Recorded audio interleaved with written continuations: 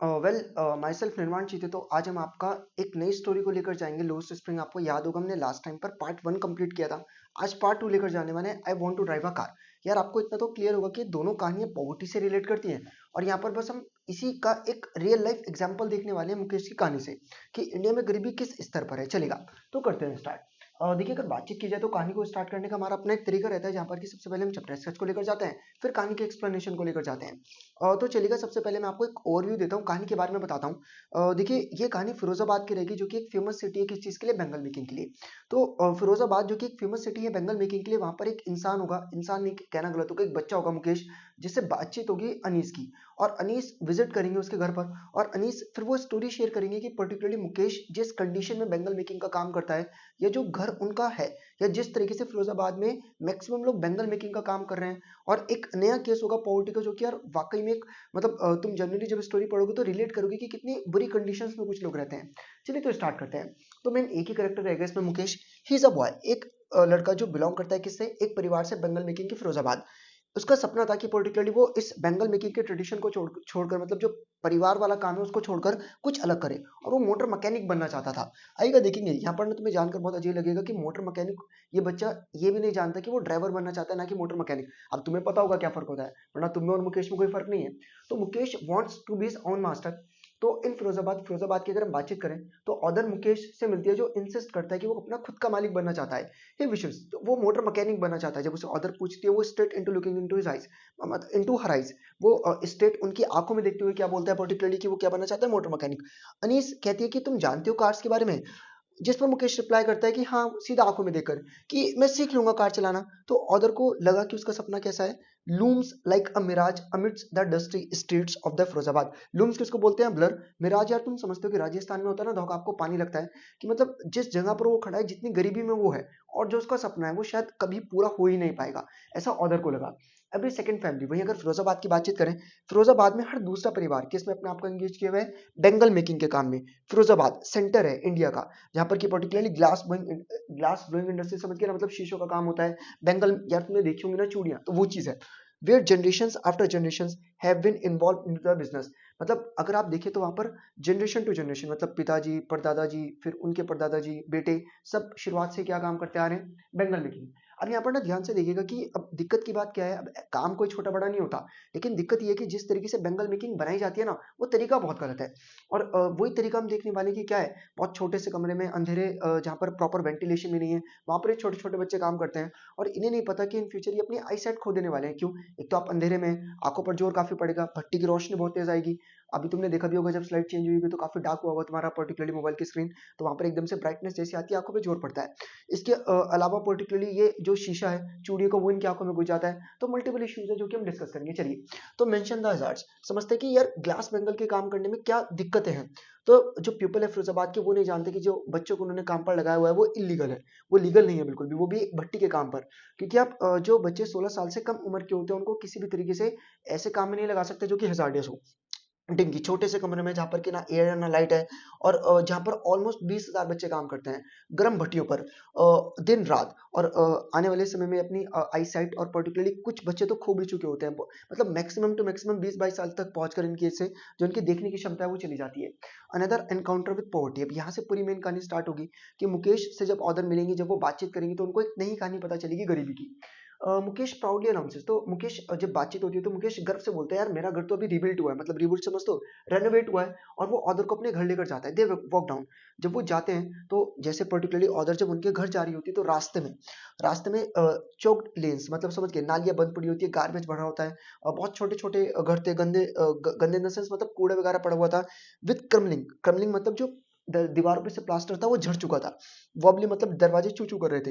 With no window, जहां पर की खिड़कियां भी नहीं थी, और जहां पर ह्यूमंस और जानवर दोनों साथ में रह रहे थे। मतलब समझ गए ना कि कंडीशन कितनी बेकार थी।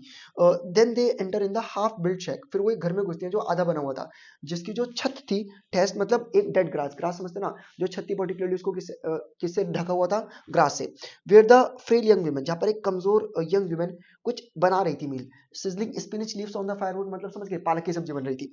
और यहाँ पर तुम्हें पता चलेगा कि फायरवुड मतलब चूल्हे पर। अभी पूरी कहानी देखना कि क्या थी। She is the wife of Mukesh. तो एक्चुअल में जो वुमेन खाना पका रही थी, वो मुकेश के बड़े भाई की पत्नी थी। हर आइस फिल्ड विद स्मोक, उसकी जो आंखें थी वो भर चुकी थी धुएं से।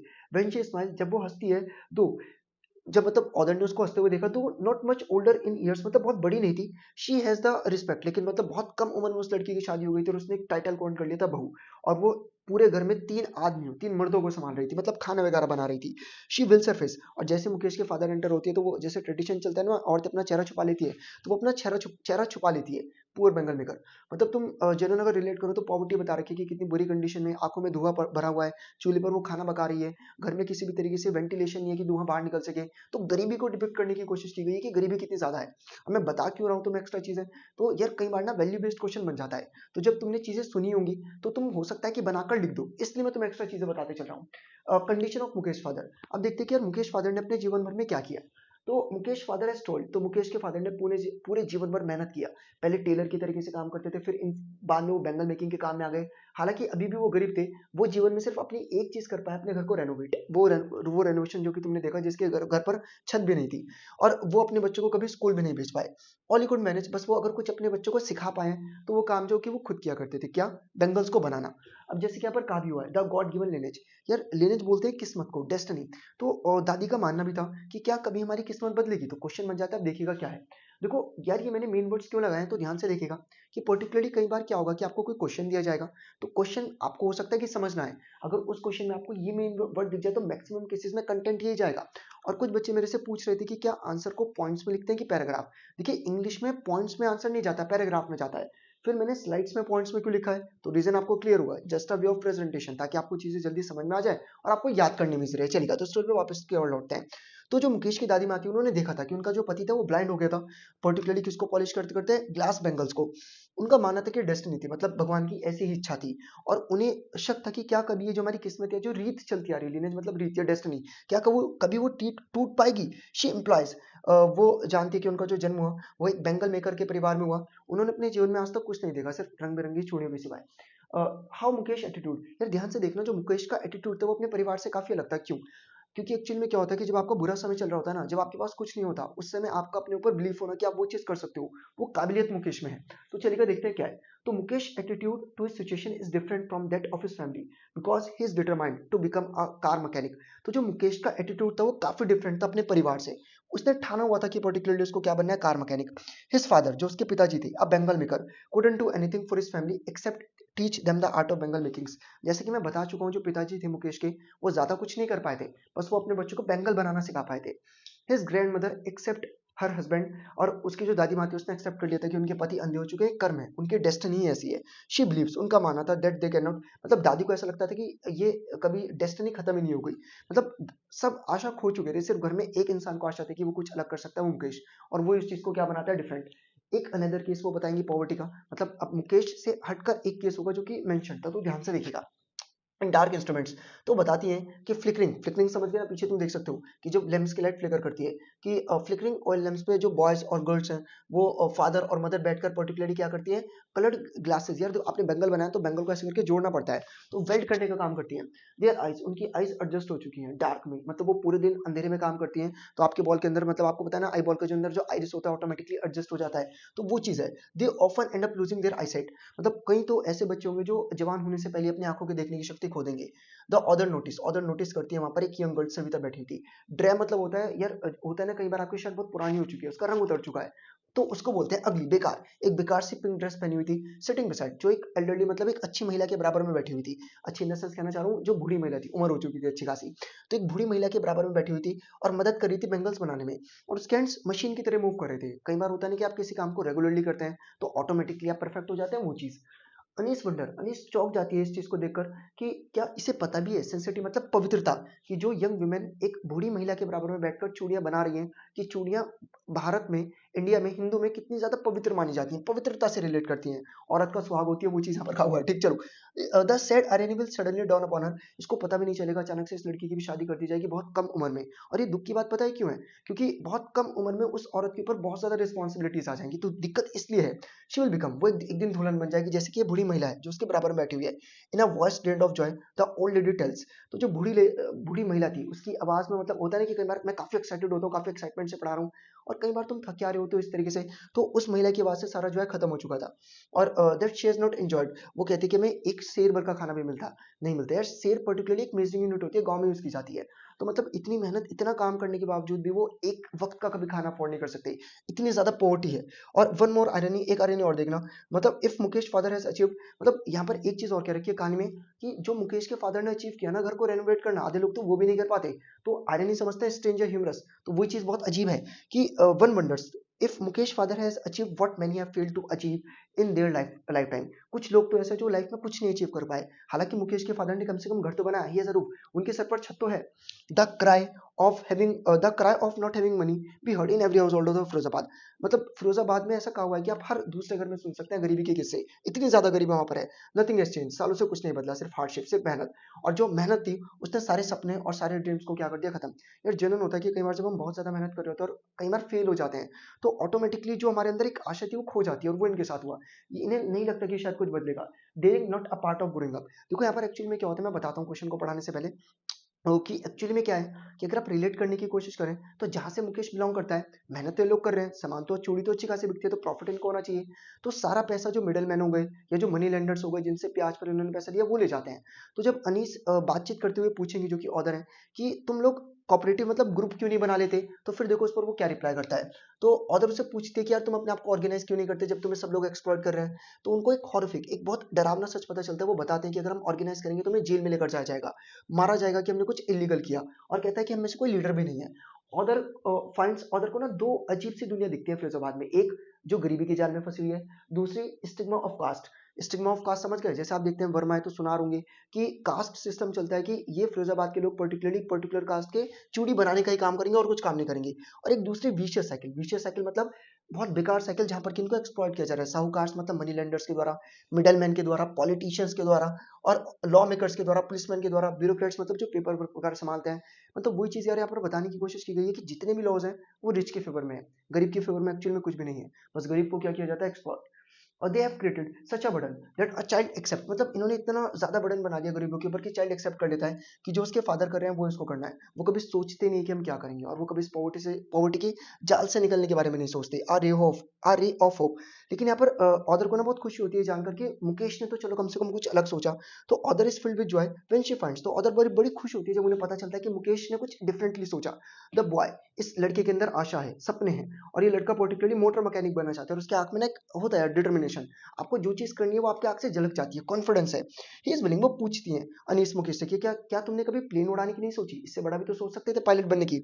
Mukesh replies in the negative, Mukesh मना कर देता नहीं, ये मैंने नहीं सोचा। उसका सपना बस पर्टिकुलरली गाड़ी को चलाना था। होता है ना, जो चीज आप देखते हैं आप वही बनने की कोशिश करते हैं। तो मुकेश ने कभी प्लेन्स उड़ते हुए देखे नहीं थे, बहुत ज्यादा प्लेन्स फिरोजाबाद से नहीं उड़ते। तो ये चीज यहाँ पर कही हुई है।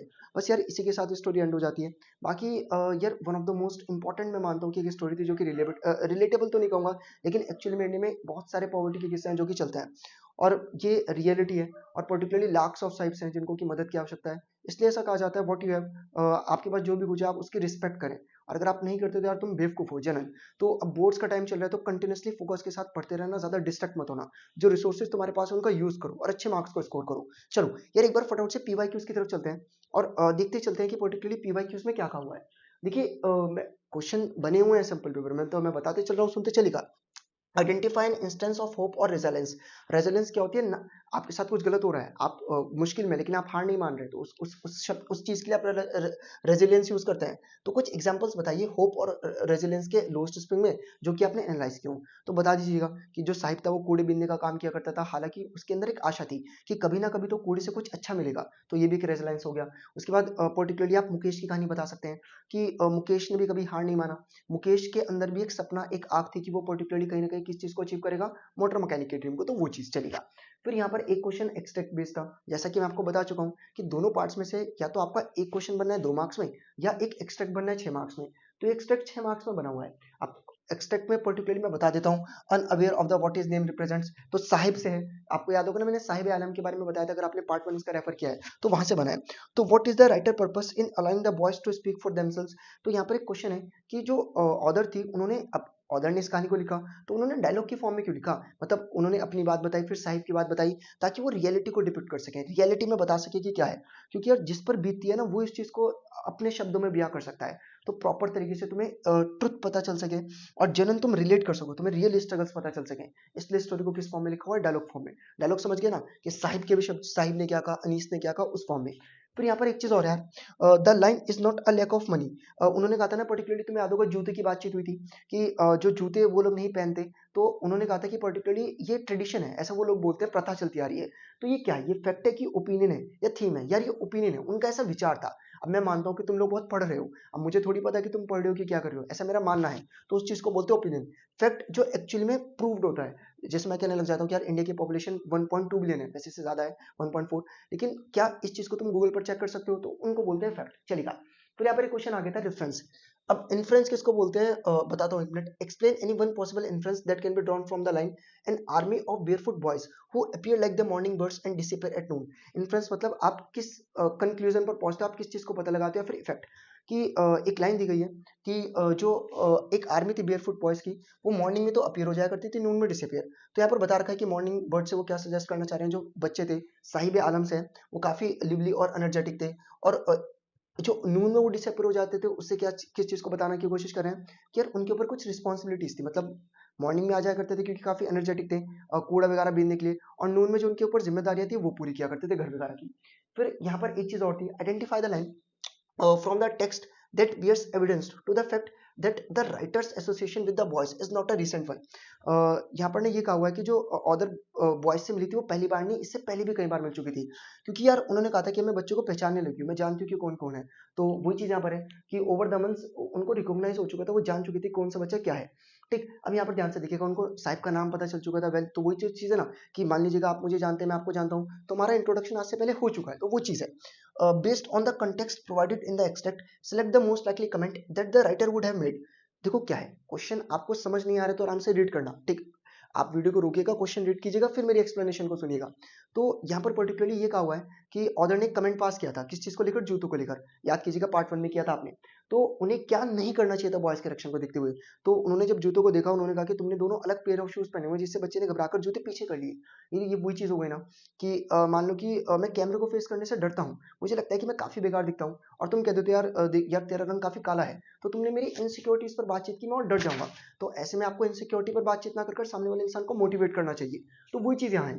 तो उनको क्या ऐसा बोलना चाहिए था कि तुम्हारे शूज मिसमैच हैं, अच्छे नहीं लग रहे, नहीं, ऐसा तो बिल्कुल भी नहीं कहना चाहिए था। उन्हें ये कहना चाहिए था, don't worry about your shoes, अपने शूज के बारे में मत सोचो, तुम्हें मिल जाएंगे कल को अच्छे शूज। या उनको ये बोलना चाहिए था कि मुझे तुम्हारे जूते पसंद आए, और तुमने जूते क्यों पहने, कि अपने फिट को प्रोटेक्ट करने के लिए। तो जी हाँ, उनको ये स्टेटमेंट कहना चाहिए था, मतलब समझ गए ना, किसी के बारे में गलत थोड़ी कहेंगे, तो वो चीज। फिर यहाँ पर एक चीज और दी हुई है, or complete the sentence with one word, the phrase he answered simply suggest that the boy responds to the writer's question about why he wasn't wearing chappals was।